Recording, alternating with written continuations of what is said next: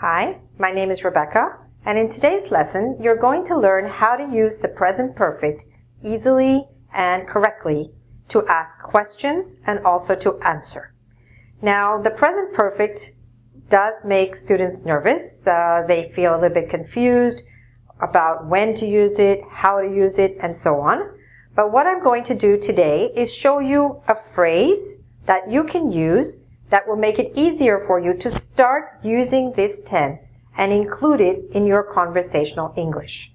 There are two ways to learn tenses in English. One is to study the grammar part of it, and the other part is to actually jump right in and start using it. So today we're using the second approach, and I'm going to give you some expressions that you can use in English using the present perfect tense. Okay? So let's go to the board and get started.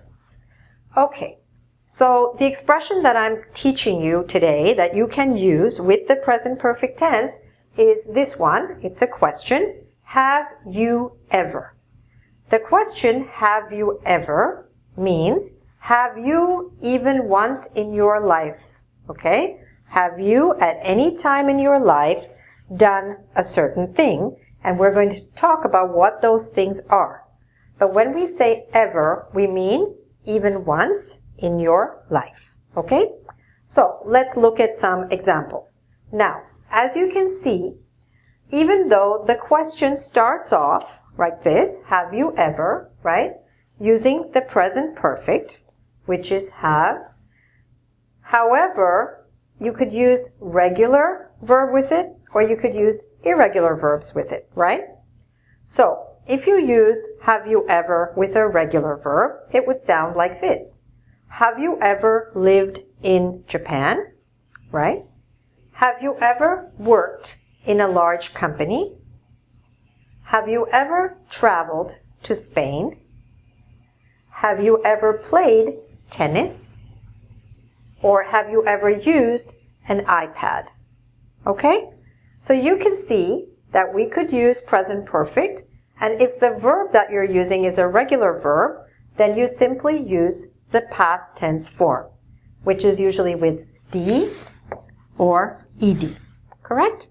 So that's usually a little bit easier.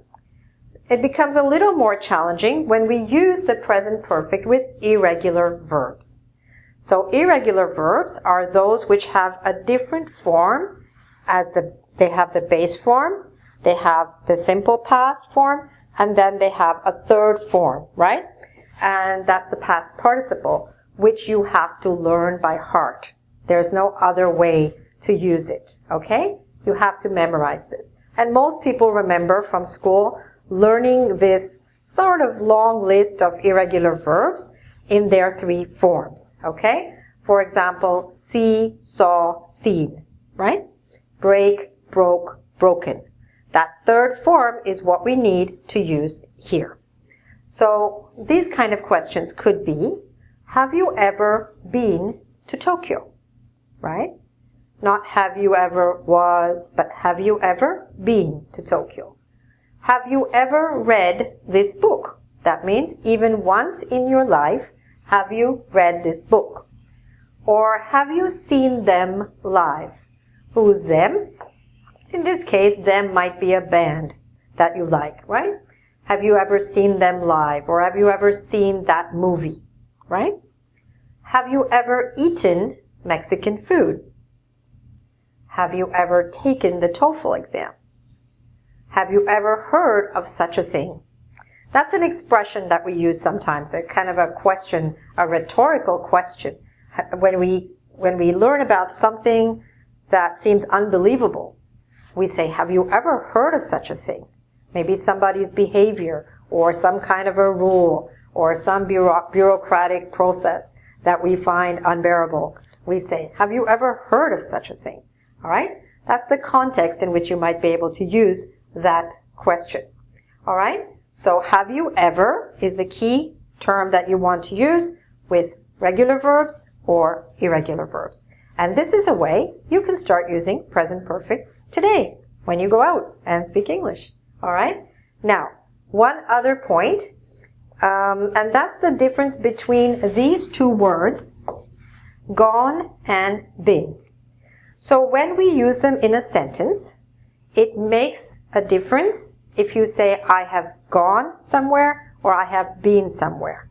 And especially if you're talking about someone else, if you say that he has gone somewhere, or if we say he has been somewhere, there is a difference. So let's learn what that difference is. It's really easy. So let's look at this example, right? Where's Marcelo? We could say, he's gone to Brazil. So in this example, where somebody is asking, where's Marcelo? And somebody is answering, he's gone to Brazil, we know that Marcelo is not here. Marcelo is in Brazil, right? Because he's gone to Brazil. He is not here. Now, let's say Marcelo returns. And you're talking to Marcelo. Marcelo and you are in the same room. And you say, hi Marcelo, long time no see. Long time no see is an expression that we use sometimes in English when we haven't met someone for a long time. Okay, hi Marcelo, long time no see. So Marcelo says, yes, I've been to Brazil. So when Marcelo says, I've been to Brazil, he means that he went there and now he has returned. So now both of you are in the same place, and when he says, I have been somewhere, it means I went there and I came back.